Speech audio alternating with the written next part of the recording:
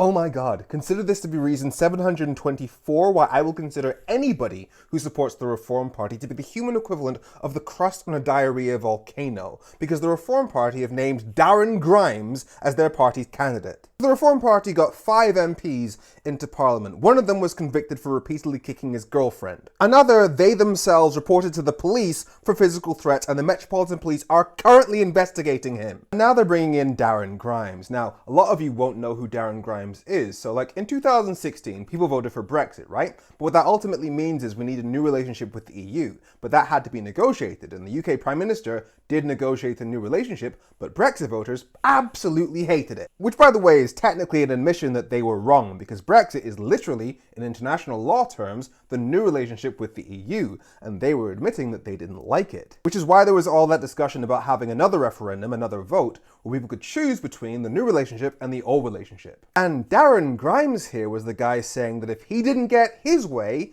people would be right to physically attack politicians in a Nazi uprising. If we turn around to them and say, you're stupid, you've got it wrong, we want you to vote again until we get the right result, they will quite rightly turn around and punch our parliamentarians in the nose and say to them, do you know what, I'm not putting up with this a moment longer, and we will unleash forces in this country that have not been seen since the 30s. And remember, back then, the policy of the Reform Party, then called the Brexit Party, was to leave the EU without any deal at all, which is worse than the Brexit that we have now, because it means tariffs on all the stuff that we buy and sell from the EU, the place where we get a third of our food. And you've seen the videos of me getting the Reform Party candidates to admit that that would damage our food supply for the next 20 years. So Darren Grimes' position was, effectively, starve the country or I will lead a violent Nazi uprising. The Reform Party is already chock full of wrong-uns, and that is who they brought onto the team. Like I said, the crust on a diarrhea volcano.